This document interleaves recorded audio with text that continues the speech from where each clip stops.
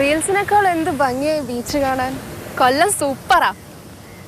കൊല്ലം സൂപ്പറാ. അതെ, കൊല്ലം സൂപ്പറാ. അത് 75 വർഷത്തെ പാരമ്പര്യമുണ്ട്. ഇന്ന് ഞങ്ങളുടെ നാടിൻ്റെ 75ാം പിറന്നാളാണ്.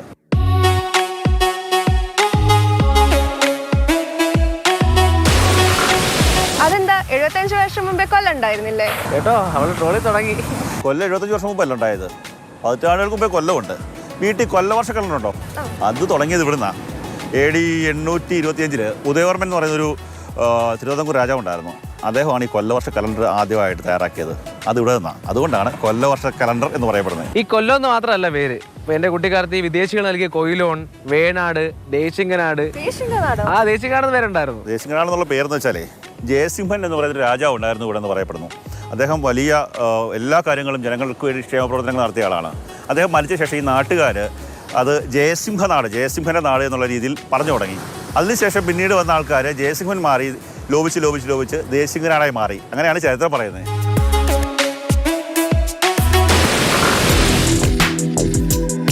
ഈ ബീച്ച് കണ്ടിട്ട് കൊല്ലം സൂപ്പറാന്ന് പറഞ്ഞല്ല. സത്യം പറ, കൊല്ലത്തിന്റെ വേറെ വല്ല റീലും കണ്ടിട്ടുണ്ടാവും? നിങ്ങൾ ഈ കപ്പലണ്ടിക്കും ലേസിന് വേണ്ടി അടിയുണ്ടാക്കുന്ന റീലൊക്കെ കണ്ടിട്ടുണ്ട്. അതൊക്കെ ചെറിയ സംഭവമല്ലേ, പക്ഷെ അത് വലിയ റീലുണ്ട്. അതൊരു നാടിനെ രക്ഷിച്ച ഒരു സൈന്യത്തിൻ്റെ കഥയാണ്. അത് ലോകമെമ്പാടും വലിയ റീലായി മാറിയ അതാണ്. കേരളത്തിൻ്റെ സ്വന്തം സൈന്യം പിറന്നത് നമ്മൾ നിൽക്കുന്ന ഈ കൊല്ലത്തെ വാടിയിൽ നിന്നാണ്. ചെങ്ങന്നൂരും പാണ്ടനാടും പത്തനംതിട്ടയൊക്കെ ഒട്ടേറെ ആൾക്കാർ വെള്ളത്തിൽ വീണ് മുങ്ങിത്താണ സമയത്ത് രക്ഷിക്കാൻ കൈ കൊടുത്ത നാടാണ് കൊല്ലം. അതുമാത്രമല്ല, തെക്കൻ കേരളത്തിലുള്ളവർക്ക് നല്ല മീൻ കഴിക്കണമെങ്കിൽ ഇതായി കാണുന്ന വാടിയും തൊട്ടപ്പുറത്ത് തങ്കശ്ശേരിയും നീണ്ടേരി അഴീക്കലും ഒക്കെ കഴിയണം. മാളവികയെ, കേരളത്തിൽ ആദ്യമായിട്ട് വിമാനം ഇറങ്ങി എവിടെയെന്നറിയാമോ? അറിയില്ല.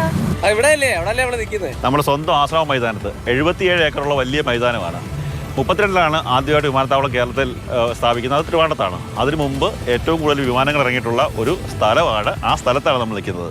ഇവിടെ കലയുണ്ട്, സാഹിത്യമുണ്ട്, സാംസ്കാരികം എല്ലാം ഉണ്ട്. ജ്ഞാനവീട് ഞങ്ങളുടെ ജില്ലയിലുണ്ട്. ONV-യിലൂടെ കാക്കനാടൻ ദേവരായ മാഷ്, രവീന്ദ്രൻ മാഷ്, അങ്ങനെ എത്രയോ കലാകാരന്മാർ.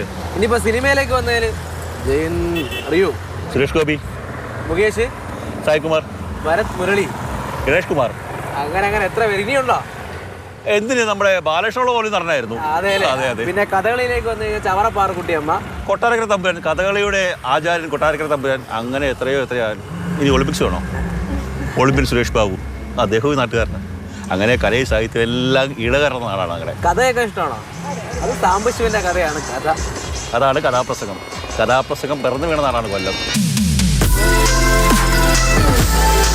കേരളത്തിൻ്റെ അങ്ങേ അതിർത്തിയാണ് ആര്യങ്കാവ്. ആര്യങ്കാവിൽ നിന്ന് തുടങ്ങി ഇങ്ങോട്ട് വരുമ്പോൾ പാലരുവി വെള്ളച്ചാട്ടമുണ്ട്. ഗംഭീര വൈബാണ്. യാത്ര പോകാൻ പറ്റുന്ന സ്ഥലമാണ്. അവിടെ ഇങ്ങോട്ട് വന്നാൽ തെന്മല ഡാം. മലയിറങ്ങി നമ്മൾ കായലിലേക്ക് പോകും, മൺട്രോത്തുരുത്ത്. അങ്ങനെ ടൂറിസ്റ്റുകൾക്ക് അതിഗംഭീരമായിട്ട് പോകാൻ പറ്റുന്ന ഒരു സ്ഥലമാണ് കൊല്ലം. തിരുവിതാംകൂറിൽ ആദ്യമായിട്ട് മീറ്റർ ഗേജ് വന്ന ഒരു സ്ഥലം കൂടിയാണ് കൊല്ലം ജില്ല.